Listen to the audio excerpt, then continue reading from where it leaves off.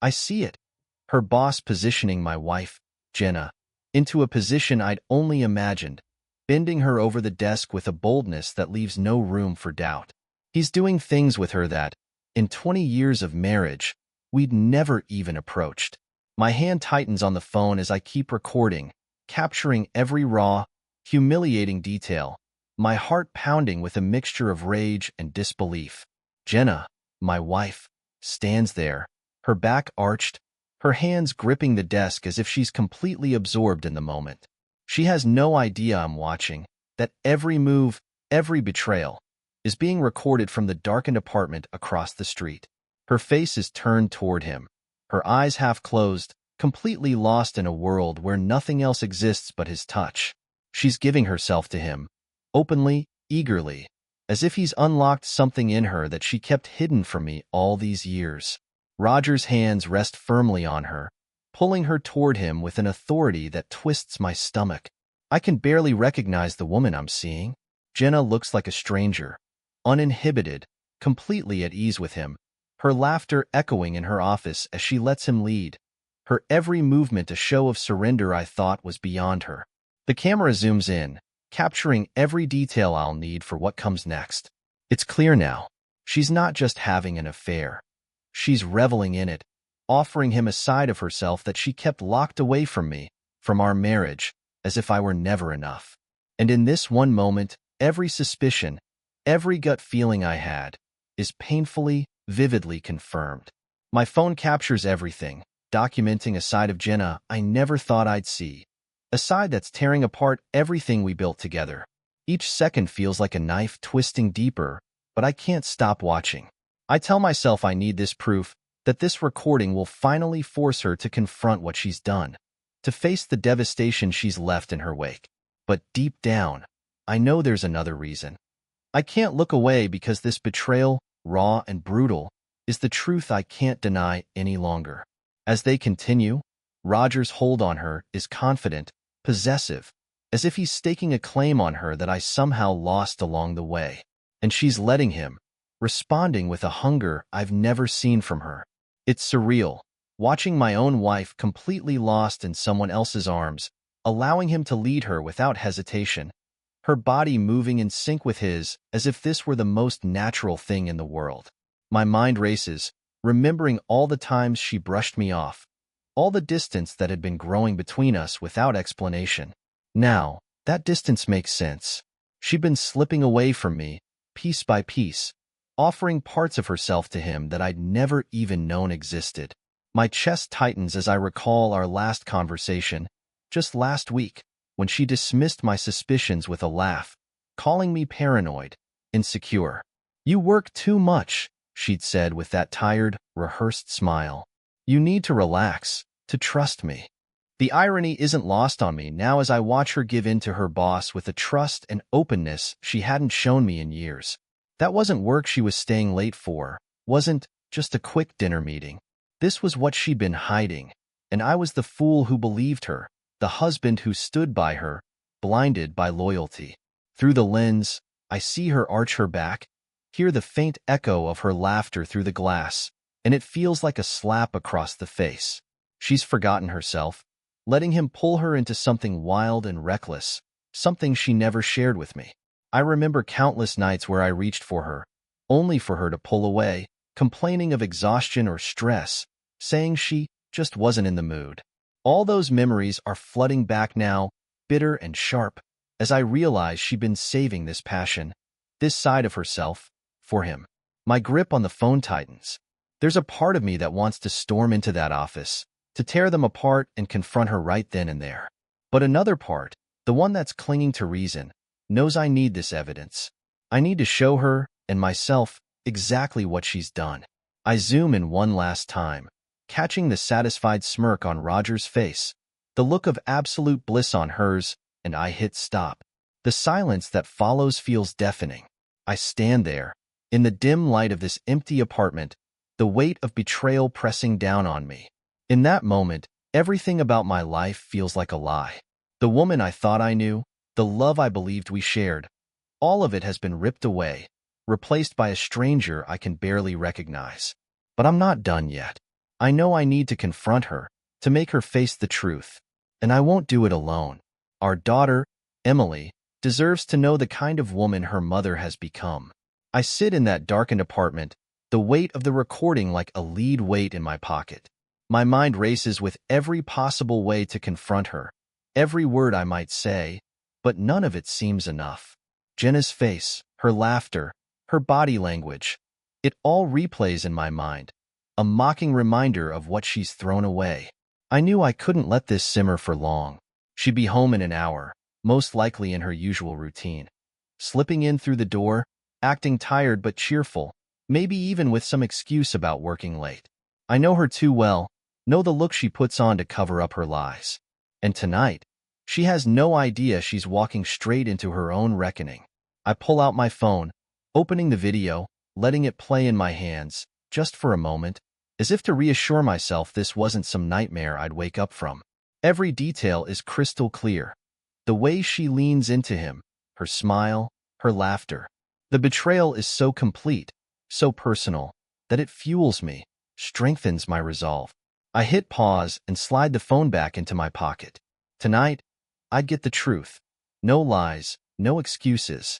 An hour later, I hear her key in the lock, that familiar jingle. The way she always rattles it a bit when she's in a rush. The door swings open, and she steps in, her face lighting up in that usual, practiced smile she uses to mask everything. But tonight, I see right through it. "Hey, honey," she chirps, shrugging off her coat and hanging it by the door. She doesn't notice my expression right away, too busy fumbling with her purse and slipping out of her heels. I don't answer, just watching her, letting the silence stretch out as the weight of the truth hangs heavy in the room. Finally, she looks up, her smile faltering when she meets my gaze. "What's wrong?"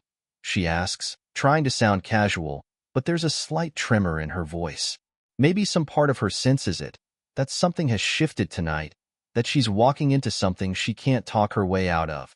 I pull out my phone and hold it up, the screen still dark, but with that video ready to play, just a tap away. "Jenna," I say, my voice steady, colder than it's ever been.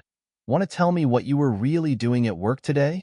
Her face blanches, the color draining as her eyes flick to the phone in my hand. There's a moment of silence, a flicker of something. Fear, maybe, crossing her expression. But she catches herself, putting on that practiced, defiant look, the one she always uses when she's about to lie her way out of something. "I don't know what you're talking about," she says, her voice controlled, but I can see her hands shaking just slightly. "Don't play games with me, Jenna." I tap the screen, the video popping up in preview mode, with the damning thumbnail frozen in place. Her and Roger, in that exact moment I captured. Her face goes pale, and for the first time, I see real fear in her eyes.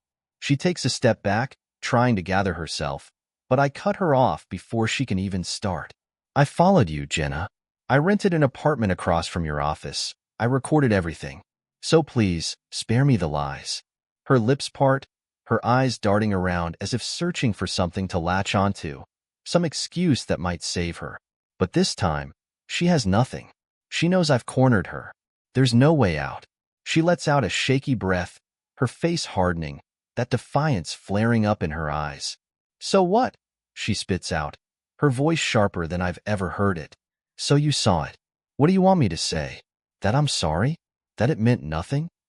She laughs, a bitter sound that cuts through the air. "You never noticed, did you? Never noticed how bored I was, how tired I got of being with someone who just—" She trails off, eyes narrowing. "You were just always there. Predictable. Boring."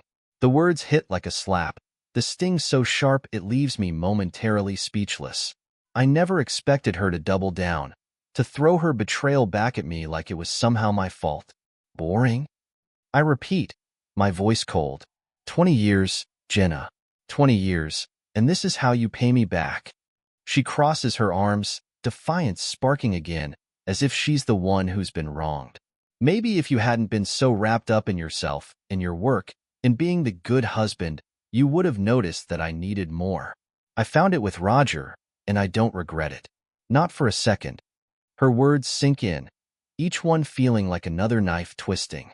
But instead of breaking, I feel a strange calm settling over me.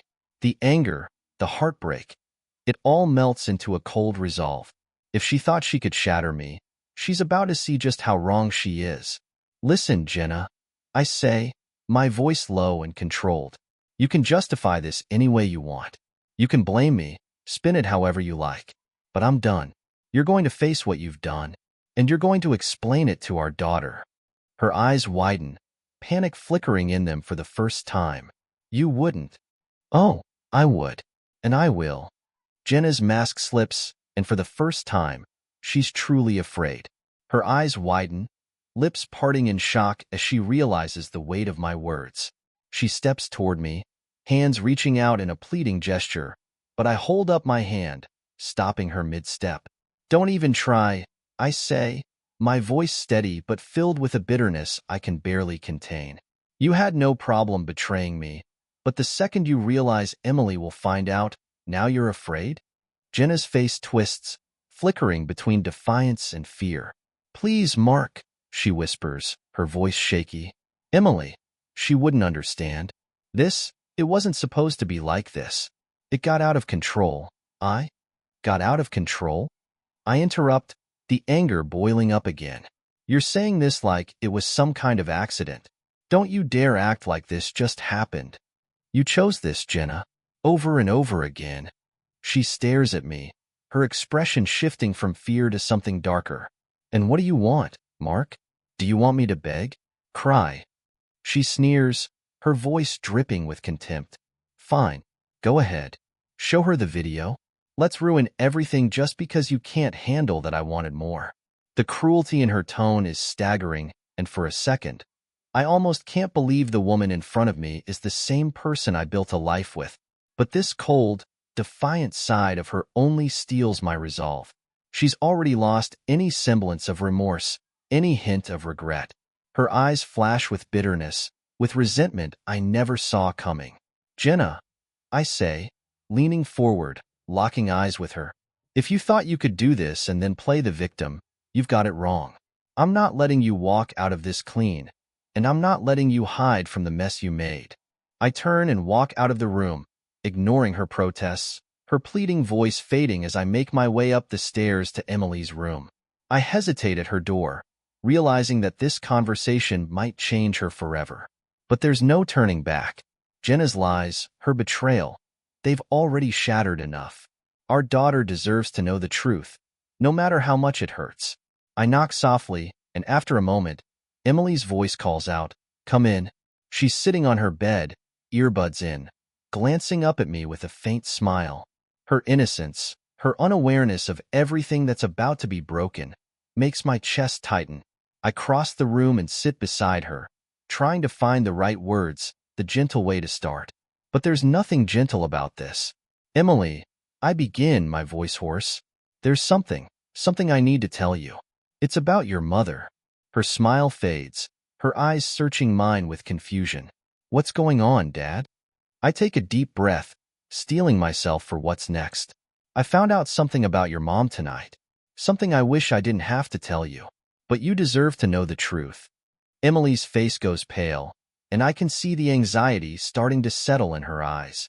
What do you mean? Did something happen to Mom? I shake my head, struggling with each word. No, she's fine. But she's been lying to us, to both of us. She's been seeing someone else, Emily, her boss. The words hang heavy in the air, each one sinking deeper than the last. Emily stares at me, her expression shifting from confusion to shock. Her hands tremble slightly as she pulls her knees up, hugging them close to her chest. Mom cheated, she whispers, her voice barely audible. I nod, unable to meet her gaze. Yes, I have proof. I saw it myself. The silence stretches between us, thick and suffocating. Emily's eyes well up with tears, her expression a mixture of hurt, confusion, and betrayal. I can see her struggling to process, to find something to hold on to in this crumbling reality. How could she do this? She finally chokes out, her voice trembling. How could she throw everything away? I shake my head, feeling the weight of my own helplessness. I don't know, Emily. I wish I could understand it, but I can't. All I know is that we deserve better than lies. We sit in silence, the enormity of the betrayal settling between us, reshaping everything we thought we knew about Jenna. Eventually, Emily wipes her eyes and looks at me with a mixture of anger and resolve I hadn't expected.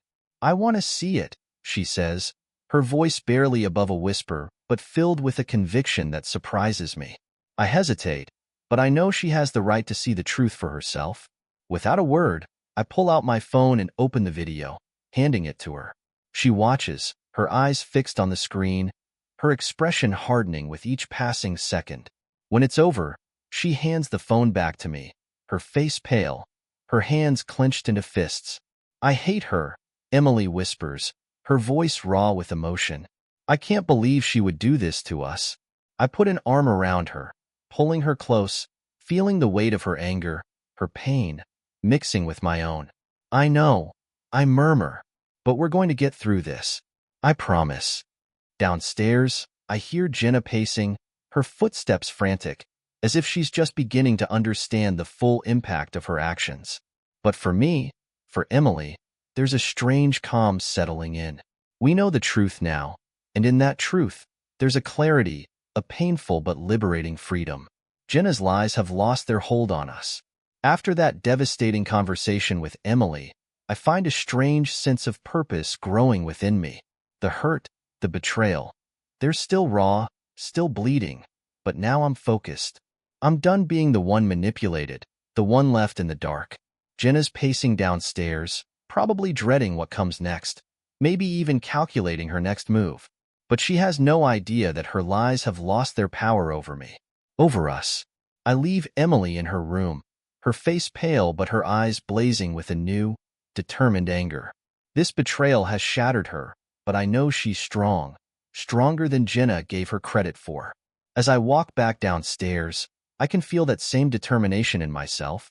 I'm not going to let Jenna walk away from this without facing the consequences. Jenna is standing in the living room, her arms crossed tightly, a look of agitation and panic on her face. She glances up as I enter, her eyes wide, searching mine for some hint of mercy. But there's none left. "You told her, didn't you?" Her voice is barely a whisper, but it's laced with a sharp bitterness, as if I'm the one who betrayed her. "Yes, Jenna," I reply, my voice firm. "I told her. She deserved to know the truth about who you really are." Her face twists, a mixture of anger and desperation. "I can't believe you would do that to her." "To us," she spits out, her voice rising with accusation, as though I'm somehow the one who has done something unforgivable. "To us," I repeat, my tone incredulous. "Jenna, you did this to us.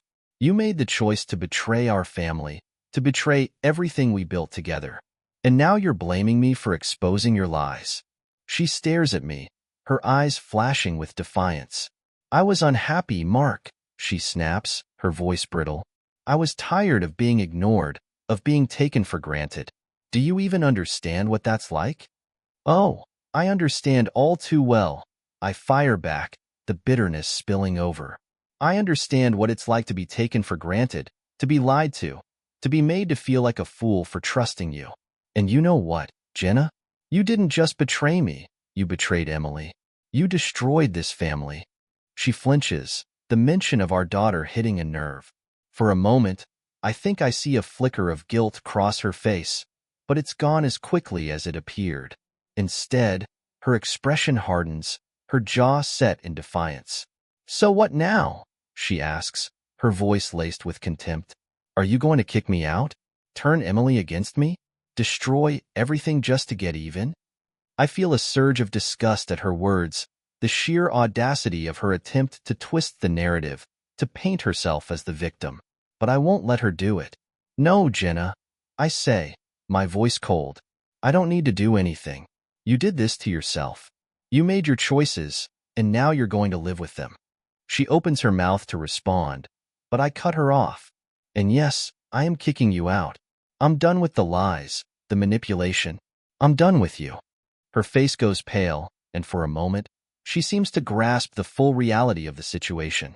Her eyes widen, a flash of desperation breaking through her cold exterior. "Mark, please," she says, her voice softer, almost pleading. "We can fix this. We can go to counseling, talk things through. I made a mistake, but we can get past it. For Emily's sake, for our family." I shake my head, unable to believe the audacity of her plea. "It's too late for that, Jenna. You didn't just make a mistake. You destroyed everything we had. And Emily's seen the truth now. She's seen exactly who you are. This family, it's already gone. You broke it the moment you chose him over us."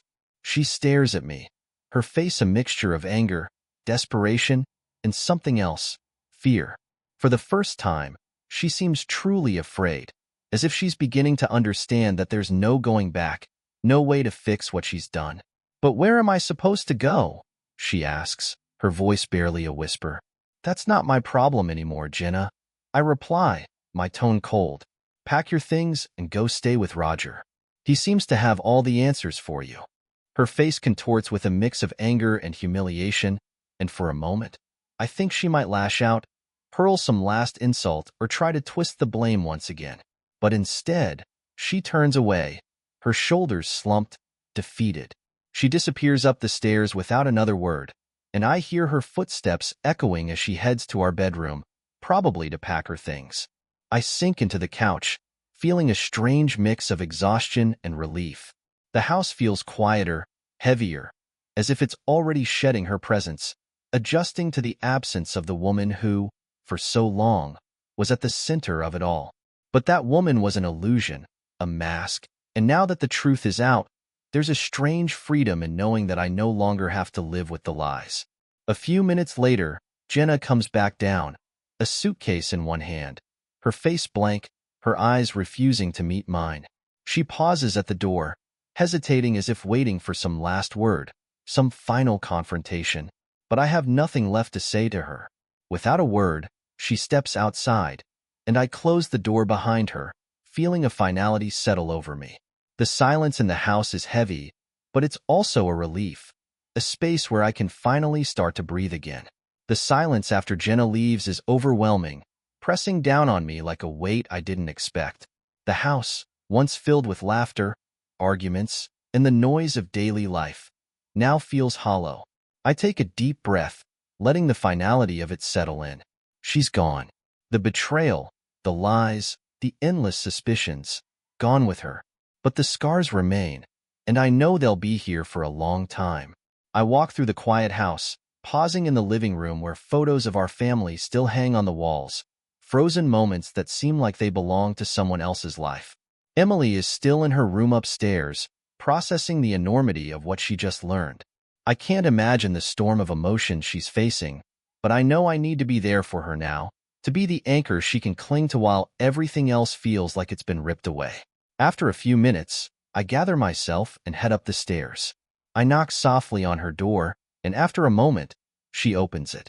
Her face is pale, her eyes red-rimmed from crying, but there's a strength in her gaze that makes me feel an odd sense of pride.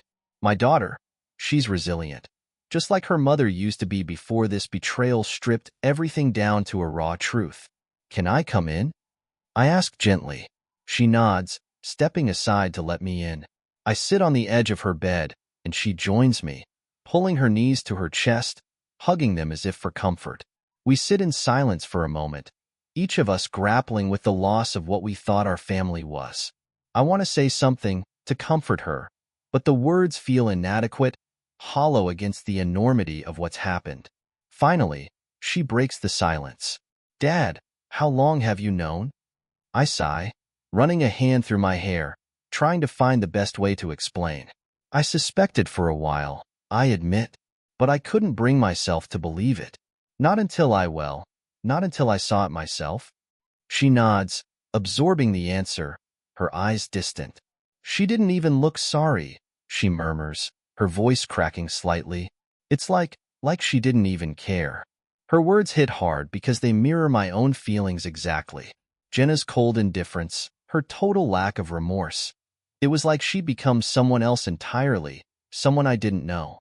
I reach out, placing a hand on Emily's shoulder, hoping the gesture will somehow convey everything I can't put into words. I don't know what happened to her, I say softly, but I do know that none of this was your fault. She made her own choices, and they had nothing to do with you or with me. She nods, but her expression remains guarded. I just don't get it. How could she throw everything away like that? I don't have an answer. There's nothing I can say that will make sense of it because it doesn't make sense. Not to me, and certainly not to Emily. Instead, I just sit with her, letting her know that I'm here, that I'm not going anywhere. After a while, she speaks again. So what happens now?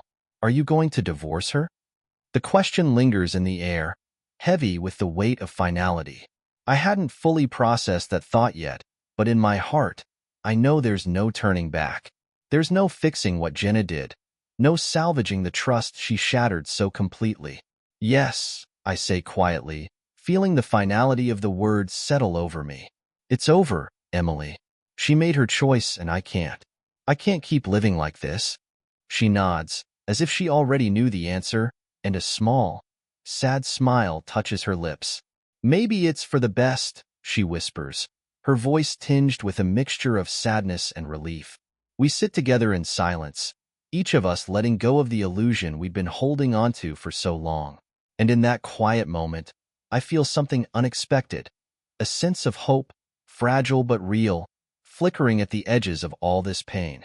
We may have lost Jenna, but we still have each other. We still have a future, even if it's not the one we'd planned. I reach over and pull Emily into a hug, feeling her arms tighten around me, her head resting on my shoulder. We're going to be okay, I whisper, more to reassure myself than her. But as I hold her, I start to believe it. We've been through hell, and it's left us scarred, but we still have each other. For a long time, we sit in silence, the pain still present but somehow dulled, replaced by the beginning of something new. Healing, perhaps, or maybe just acceptance. Emily takes a deep breath, and I feel her relax, some of the tension easing from her body as she pulls back and looks up at me, her eyes a mix of sadness and determination. What are we going to do now, Dad? She asks, her voice soft but steady. I take a moment to consider my answer, realizing that our next steps don't have to be rushed. First, we're going to take it one day at a time, I say, my voice firm. We don't have to have all the answers right now. We just need to focus on what's next for us. She nods, a small, sad smile touching her lips. I think that's enough. And in that moment, I know we're going to make it through this. In the days that follow, a quiet routine settles into place. The house feels emptier without Jenna, but there's a certain peace in that emptiness, a calm after the storm. For the first time in what feels like forever, there are no secrets, no suspicions weighing us down. Just Emily and me, figuring out how to move forward, step by step.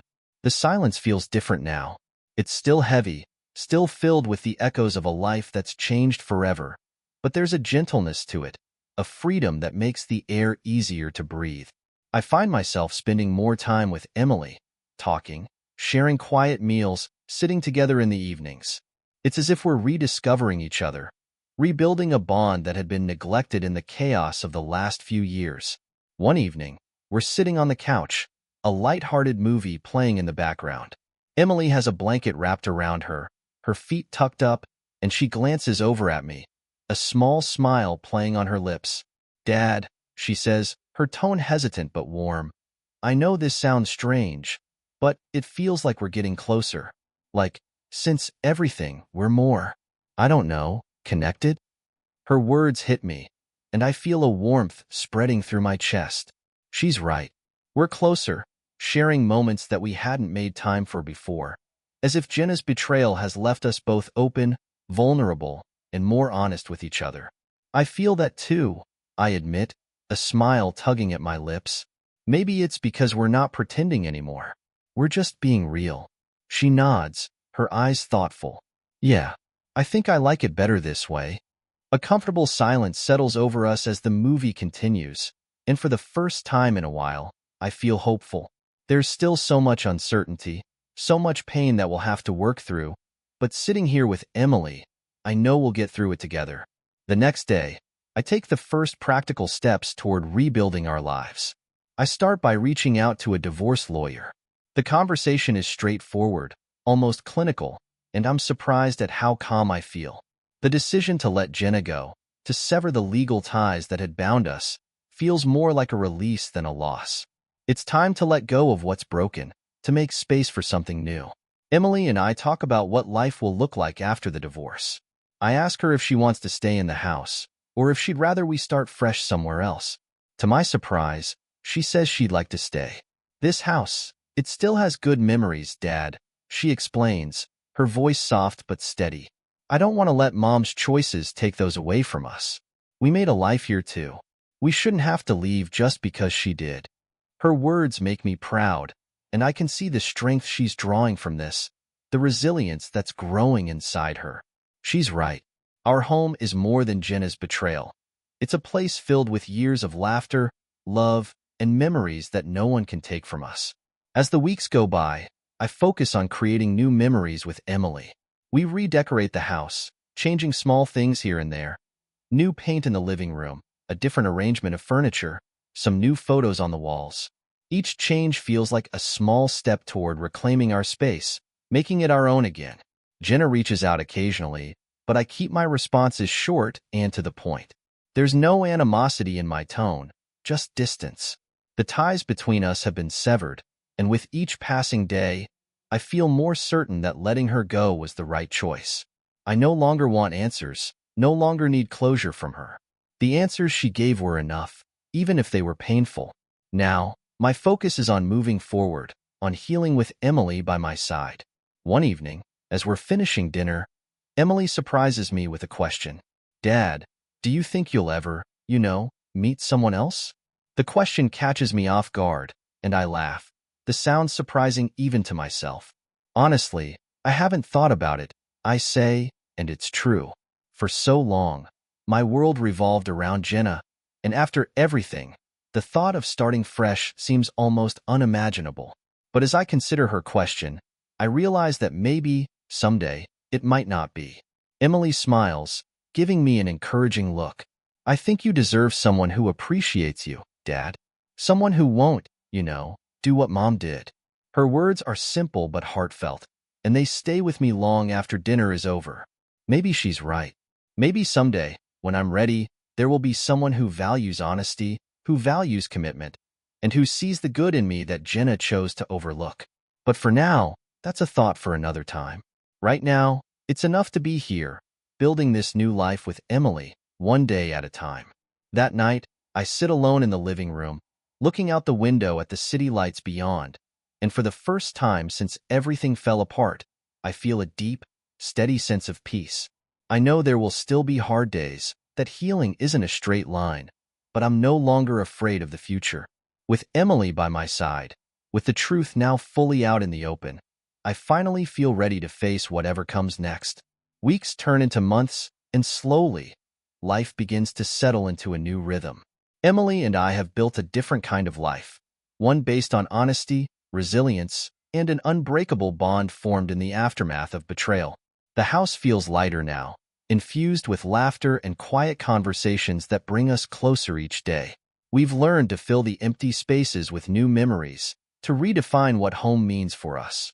One Saturday morning, I'm sipping coffee at the kitchen table when Emily walks in with a stack of old family albums she found in the attic. She sets them down on the table with a slight smile, her eyes bright. Thought maybe we could look through these together, she says. I don't know. Remember the good times? I nod, a warmth blooming in my chest. We flip through the pages, photos of vacations, birthday parties, and holidays long past. At first, the sight of Jenna in those pictures stirs something sharp inside me, a mixture of nostalgia and bitterness. But as we keep turning the pages, I find myself focusing less on her and more on the moments we shared as a family, the happiness that was real, even if it's no longer part of our present. We laugh over old pictures of Emily as a toddler, covered in birthday cake, or the awkward middle school years when braces and bangs dominated her look. Emily teases me about my fashion choices back then, shirts that were just a little too bright, jeans that were a little too baggy. The laughter feels good, cleansing, and I realize that we're not just revisiting memories, we're reclaiming them. Jenna may have been part of those moments, but they belong to us now. As we finish going through the albums, Emily looks up at me, her expression thoughtful. Dad, I know this wasn't the life you planned, and it wasn't the one I expected either. But I think I'm actually grateful in a weird way. We've both learned so much about each other. Her words resonate deeply, and I reach out, squeezing her hand. Me too, kiddo. And if there's one thing I've learned through all of this, it's that we're stronger than we knew. We didn't break. We bent, we changed, but we didn't break. She smiles, nodding, her eyes filled with a wisdom beyond her years. It's in that moment I realize how much she's grown, how much we both have. A few weeks later, life throws another surprise my way. Emily and I are out at a local bookstore, our new Saturday tradition. We're browsing different sections when I glance up and notice a woman near the history shelves. She's flipping through a book, her brow furrowed in concentration, completely unaware of her surroundings.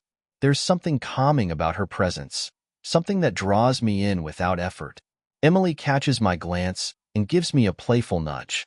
Dad, you're staring. I chuckle, a little embarrassed. Just looking, Em. It's nothing. But Emily's grin is infectious. Go talk to her. She seems nice. And if she loves history as much as you do,